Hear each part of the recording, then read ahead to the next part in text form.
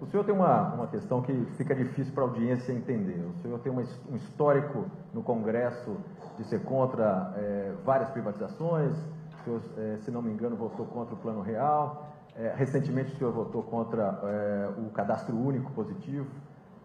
O senhor, quando faz referência ao processo de desenvolvimento do Brasil, sempre se refere ao período militar, que o senhor deve saber que foi o período que mais criou estatais no país.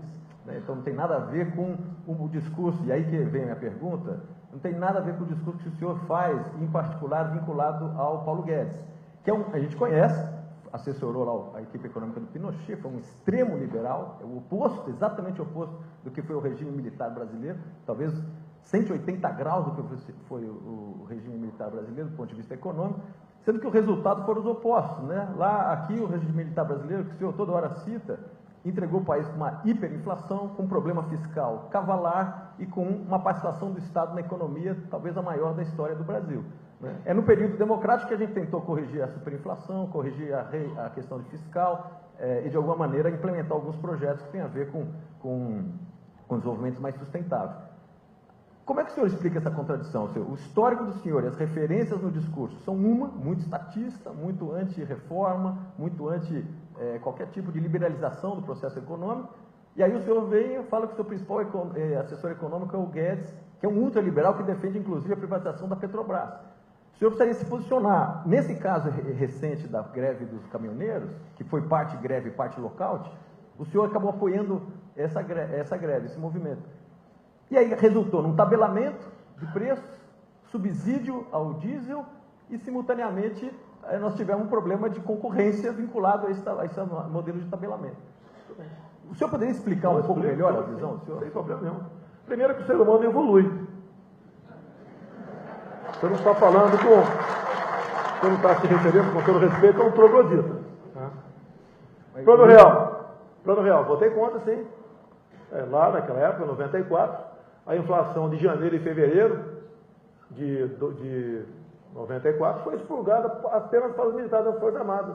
Sou capitão do Exército, tentei negociar com a equipe econômica o mesmo tratamento para os servidores públicos. Não consegui, votei contra. O que podia fazer? Questão do cadastro único. Não temos qualquer garantia do sigilo dos cadastrados. Zero. E até falei lá, por que não pode? O pessoal faz emenda na perna, faz emenda e bota aí, que eu voto favorável. Vou mandar no MP depois. Não mandaram ainda.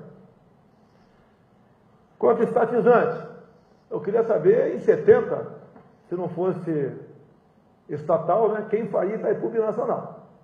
Responda isso. Quem faria se não fosse o governo federal? Agora, tire as obras de infraestrutura do período militar e veja o que sobra do Brasil. Não sobra nada do Brasil. Me aponte uma grande obra do Sarney para cá. Não defendo estatizações agora, não. Questão de Pinochet. Bem, se for falar em política, lá tinha 30 mil cubanos quando ele entrou. E foi feita uma política econômica diferente do que está aqui, tanto é que deu certo. E muitos economistas que temos no Brasil hoje participaram, naquela época, né, da política econômica de Pinochet. Caminhoneiro, eu acompanho há 2 anos. O governo não tem órgão de inteligência. Acabei de falar, a inteligência do governo é cubana e venezuelana. Acabei de falar isso aí.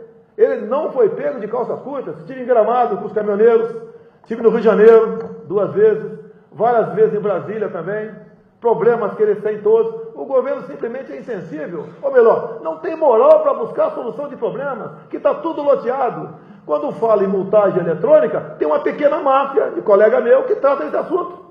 O senhor anda 70 por hora lá em Leblon, Copacabana, que não tem passarela, e na Rio Santos tem que andar 40 por hora. Por que isso?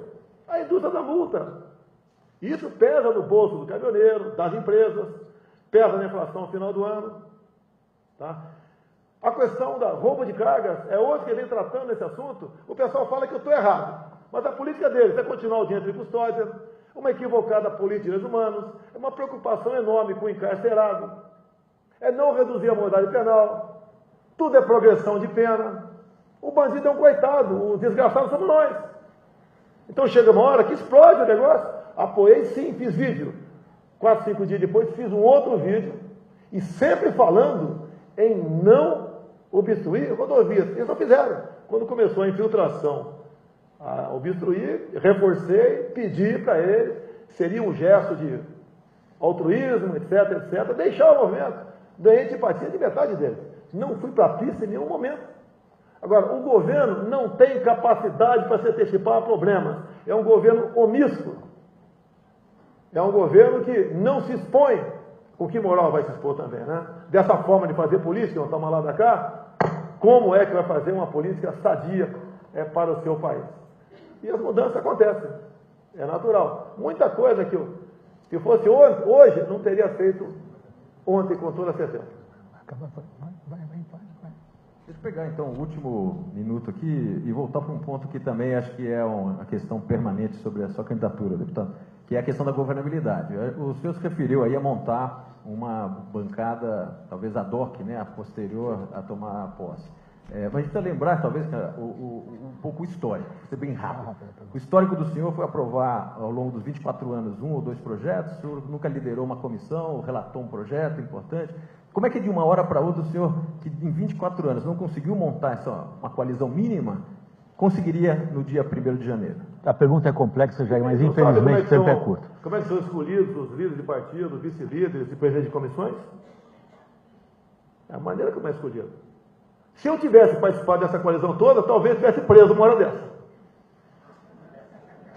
Essa é a forma de fazer política também. Me desculpa aqui, é verdade. Falam sobre, violência no Rio, o cara não fez nada. Se eu tivesse feito algo com o Cabral, estaria jogando dominó com ele em Bangu. Que a maneira de fazer política atualmente é essa. Essa é a verdade, que o povo brasileiro não está acostumado a ouvir. Faltam 30 segundos. Faltam 30 segundos. Posso elogiar o Levac de novo?